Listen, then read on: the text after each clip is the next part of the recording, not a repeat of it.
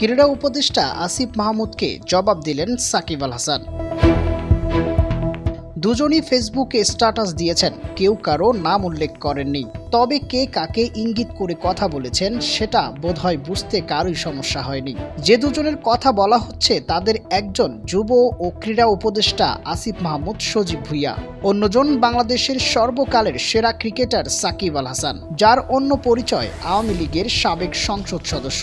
পিছনে ফিরে যাওয়ার আগে আজ ফেসবুকে এই দুজনের কি লিখেছেন সেটা বলা যাক। আজ রোববার রাত 10টার দিকে ক্রীড়া উপদেষ্টা আসিফ মাহমুদ তার ফেসবুকে স্ট্যাটাস দিয়েছেন, একজনকে পুনর্বাসন না করায় সহস্র গালি দিয়েছেন আপনারা আমাকে, but I was right and of the decision. সেই একজনটা কে? ক্রীড়া উপদেষ্টা লেখেননি তার নাম।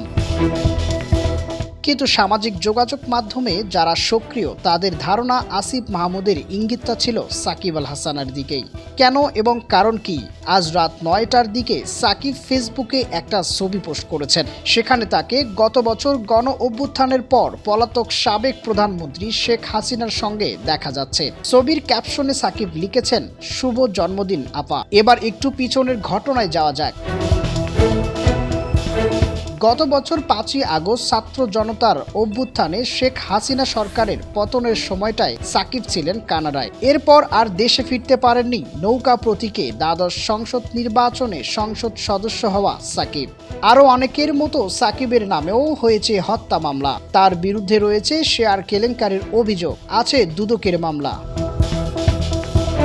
গণ অভ্যুত্থানের পর পাকিস্তান ও ভারতে অনুষ্ঠিত টেস্ট সিরিজে খেললেও দেশে ফিরতে না পারায় সাকিব এখন জাতীয় দলের বাহিরে।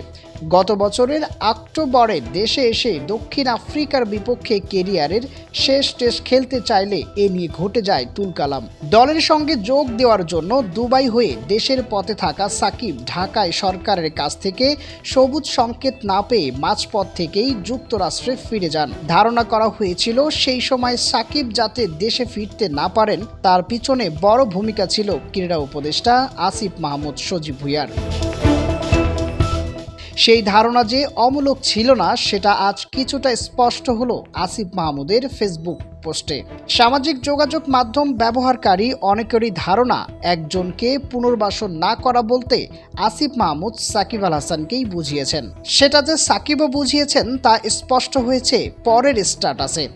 বাংলাদেশ সময় রাত 11টা 20 দিকে সাকিব নিজের ফেসবুকে লিখেছেন, যাক শেষমেশ কেউ একজন স্বীকার করে নিলেন যে তার জন্য আমার আর বাংলাদেশের জার্সি গায়ে দেওয়া হলো না, বাংলাদেশের জন্য খেলতে পারলাম না। স্ট্যাটাসটা সাকিব শেষ করেছিলেন এমন একটি কথা লিখে যেটাতে লেখা ছিল, ফিরবো হয়তো কোনোদিন আপন মাতৃভূমিতে, ভালোবাসি বাংলাদেশ।